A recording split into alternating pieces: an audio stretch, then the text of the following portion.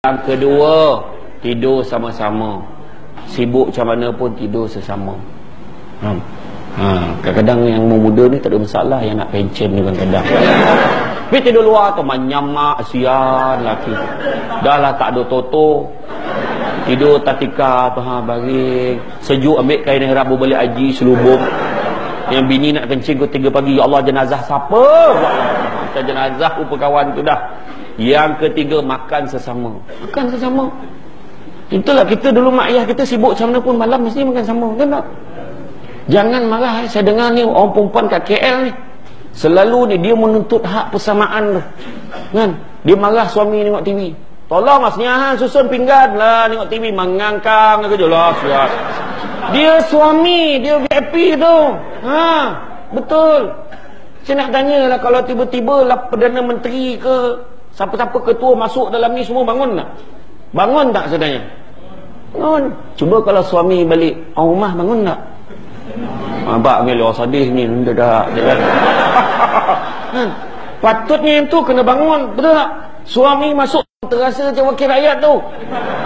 Bangun. Tak apa, duduk. Tapi tak payahlah sampai anak sulung tu buat pengumuman, kan? Mengumumkan ketibaan ayahnya pulang dari kerja, hadirin dijemput berdiri, itu teruk sangat lah tu, kan? Makan sesama. Barulah suami tu terasa macam ketua keluarga. Halo, baca doa. Abah huzur ni bergurau dia. Saya tak boleh bagi kalau anak baca doa Bismillahirrahmanirrahim, Allahumma barik lana fima razaqana wa qina azabannar. Awak dah habis, ya Allah ada lagi, ya Allah berkatilah rezeki kami dan jauhkanlah kami dari azab api neraka. Kita pun amin, ada lagi, jemput makan abah, jemput makan. Ya Allah, habis semua manusia yang diajak sebelum makan ni, kan? Tak apa, doa. Betul tak? Lepas tu ambil lauk, letak dalam pinggan anak, dapat pahala sedekah. Kan susah, betul tak? Isteri, bang nak lauk tu bang, suapkan.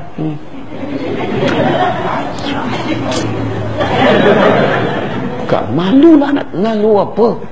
Kau kan isteri aku, kat malu. Yelah. Kan bila suap anak tak pernah tengok huyuh. Tak tengok apa ganyat kawan tekan. Kan? Betul. Kan? Makan sama-sama. Jangan banyak je. Masak je untuk suami. Orang perempuan yang paling senang masuk syurga. Betul. Kan peristiwa Isra Mi'raj tu ada. Nabi tinjau dalam neraka, tinjau dalam syurga. Nabi tinjau dalam syurga. Bila tinjau dalam neraka, Nabi nampak ramai orang tahu. Saya ingatkan tak tahu. Tapi degil macam tu kan? Tak bukan orang sini lah, tempat lain. Taat betul dengan suami ni. Suami nak masak apa, masak je.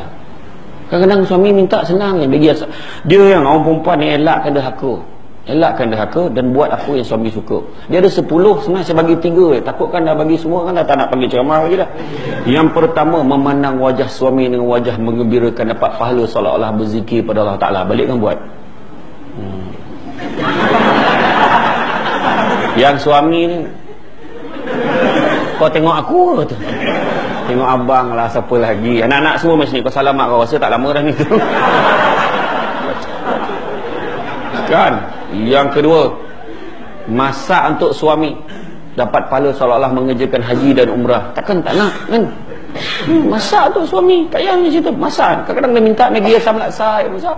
Tak bubuk dah marah, la ilaha illallah. Bukan susah sangat, masak ajalah, kan?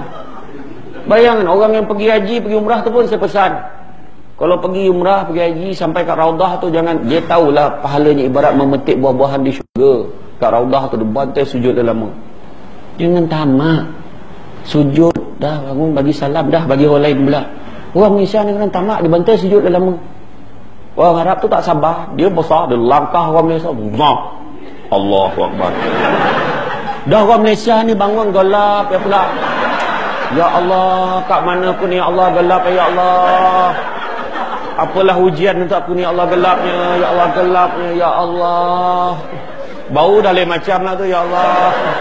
Pandang atas langsung menjerit. Kan? Salah. Yang kedua, masak. Yang pertama, solat sesama, tidur sesama, makan sesama. Yang keempat, jalan sesama.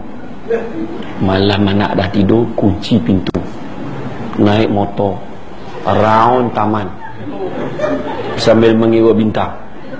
Suami mengontor, jika engkau minta intan permata, tak mungkin ku mampu. Isteri kat belakang, tapi sayangkan ku capai bintang dari langit untukmu. Tengah happy sangat tu sampai simpang bocor lah tayar kan.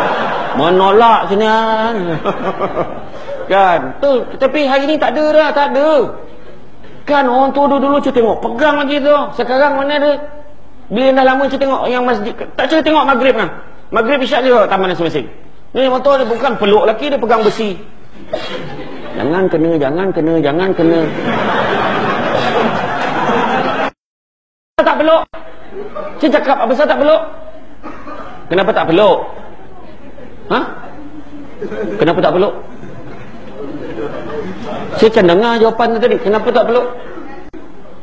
Tengok kerjanya batal wuduk. Kan berlapik, berlapik. Aku suruh peluk, bukan suruh seluk. Peluk.